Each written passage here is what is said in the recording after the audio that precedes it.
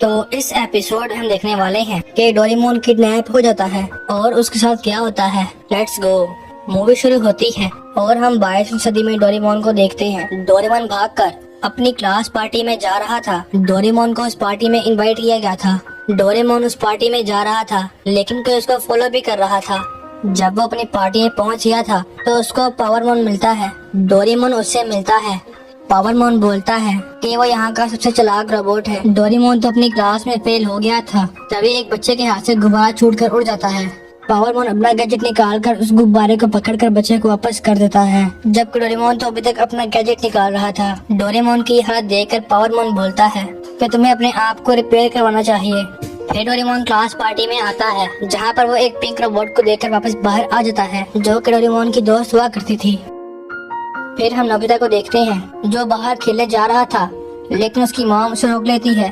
फिर नोबिता देखता है कि कल तो डोरेमोन की बर्थडे है तो वो इसके लिए गिफ्ट लेने का सोचता है और बाहर जाकर एक डोरा खरीदता है। रास्ते में इसको उसके दोस्त मिल गए थे। वो उनको बोलता है कि कल डोरेमोन का बर्थडे है और मैंने उसके लिए एक तोहफा लिया है और बोलता है डोरेमोन अपने बर्थडे के लिए खुश नहीं है। उसने मुझे एक बार बताया था कि उसे एमएस फैक्ट्री में बनाया गया था। जब वो तैयार हो रहा था तभी उस पर बिजली गिरती है और उसका एक स्क्रू टूट जाता है जिसकी वजह से डोरेमोन की क्वालिटी बाकियों से कम थी और वो किसी भी चीज में अच्छा ना था। वो हर चीज खराब करता था।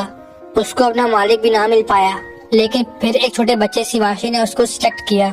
इसके बाद डोरेमोन काफी खुश हुआ और डोरेमोन शिवाशी का ख्याल रखता है। फिर हम डोरेमोन को देखते हैं जो कि एक प्लेग्राउंड में था। तभी उस पर एक रोबोट हमला कर देता है। डोरेमोन वहाँ से भागता है और उससे फाइट करता है लेकिन वो रोबोट डोरेमोन को पकड़ लेता है और उसको शॉक मारता है। उसके बाद वो रोबोट डोरेमोन को पकड़ लेता है। यहाँ पर नोबिता और उसके दोस्त काफी खुश थे और डोरेमोन के बर्थडे पार्टी का प्लान कर रहे थे। तभी वहाँ पर डोरेमी और शिवाशी आ जाते हैं। डोरेमी बोलती है डोरेमोन किडनैप हो गया है तो वो सभी लोग फ्यूचर के पुलिस डिपार्टमेंट में आ जाते हैं और वहाँ पर डोरेमोन के गुम होने की रिपोर्ट देते हैं। उसके बाद वो सब शिवाशी के घर आ जाते हैं और वो लोग टीवी पर रोबोट किडनैपिंग की न्यूज देखते हैं। ये किडनैपर्स रोबोट को किडनैप करते हैं और बाद में उनको सेल कर देते हैं, जिसको सुनकर सब परेशान हो गए थे। शिवाशी बोलता है कि वो किडनैपर्स रोबोट को किडनैप करके उनकी मेमोरी डिस्ट्रॉय करते हैं ताकि वो भूल जाएंगे कौन सा गैजेट इस्तेमाल करना है और जो भी उनकी मेमोरी में होता है वो सब कुछ। ये सुनकर नोबिता डर जाता है और बोलता है कि हम पुलिस की रिपोर्ट का इंतजार नहीं कर सकते। वो हमारा दोस्त है, हमें उसकी हेल्प करनी चाहिए। और वो सब डोरेमोन को ढूंढने के लिए निकल पड़ते हैं। यहाँ पर डोरेमोन एमएस फैक्ट्री में था जहाँ पर रोबोट्स बनते थे और ये वो इंसान था जो रोबोट को बनाया करता था। वो इंसान बोलता है कि मैंने सारे रोबोट्स को बिल्कुल ठीक बनाया था, बस तुम में एक खराबी आ गई थी। मैं तुम्हारे कलर और दिमाग को ठीक करूँगा ताकि तुम परफेक्ट बन जाओ। और बोलता है कि मैं 4 घंटों बाद तुम्हारा ऑपरेशन स्टार्ट करूंगा जब तुम्हारा बर्थडे होगा। यहाँ पर नोबिता और उसके दोस्त पावरमोन के पास जाते हैं। जियान और सुनियो गेम सेंटर में जाते हैं जहाँ नोबिता वगैरह पावरमोन के घर आ गए थे और उससे पूछते हैं क्या तुम्हें डोरेमोन का पता है। लेकिन पावरमोन को कुछ मालूम ना था और बोलता है चिंता मत करो, डोरेमोन किडनैप नहीं हुआ क्योंकि मार्केट में खराब रोबोट के पैसे नहीं मिलते। ये सुनकर नोबिता को काफी गुस्सा आता है। जाने से पहले पावरमोन अपना एक डिवाइस नोबिता पर फेंक देता है। फिर वो सब पिंक रोबोट के पास आते हैं और उससे भी डोरेमोन के बारे में पूछते हैं। पिंक रोबोट बोलती है मैं भी नहीं जानती। उसके बाद डोरेमी को शिवाशी का कॉल आता है कि मुझे यहाँ पर कुछ मिला है। वहाँ पर जंगल तबाह हुआ था। आ जाते हैं और लकड़ी से एमएस लिखा हुआ था।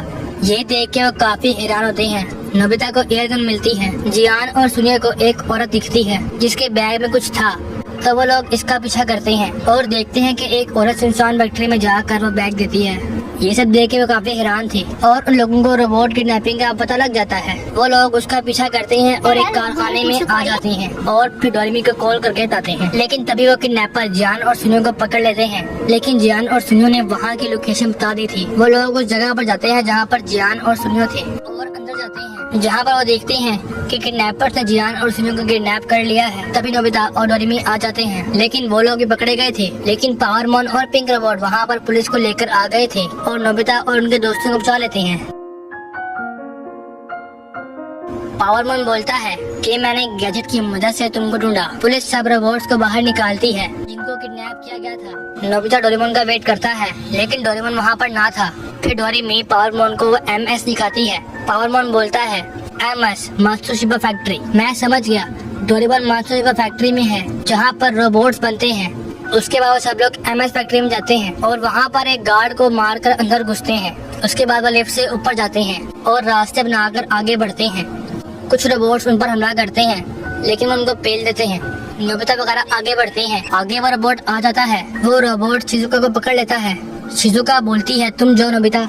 नोबिता मान जाता है और आगे बढ़ता है। जियान सुनियो वगैरह भी आगे बढ़ रहे थे। नोबिता डोरेमोन के पास आ गया था जहाँ पर वो इंसान डोरेमोन को चेंज करने वाला था। वो इंसान बोलता है तुम्हारे चेंज होने के बाद तुम्हारी मेमोरी भी मिट जाएगी, और काम स्टार्ट करने वाला ही था कि तभी नोबिता आ जाता है। डोरेमोन बोलता है नोबिता ये मुझे चेंज कर रहा है तो मैं सब कुछ भूल जाऊंगा, तुम्हें भी। जिसको सुनकर नोबिता काफी दुखी होता है और बहुत रोता है और ये लोग कुछ बातें वगैरह करते हैं और नोबिता बाहर आ जाता है। फिर उस इंसान को समझ आती है कि मेरे ख्याल से फैमिली बाकियों से इम्पोर्टेंट है, इसलिए मैं इस रिपोर्ट को चेंज नहीं कर रहा। डोरेमोन तुम जा सकते हो। फिर डोरेमोन बाहर आता है और काफी हंसता है और बोलता है कि मैं वही डोरेमोन हूँ, जिसको देखकर नोबिता काफी खुश होता है और काफी रोता भी है। और फिर ये लोग अपने टाइम में आ जाते हैं और इसके साथ ये एपिसोड एंड होता है। Bye bye.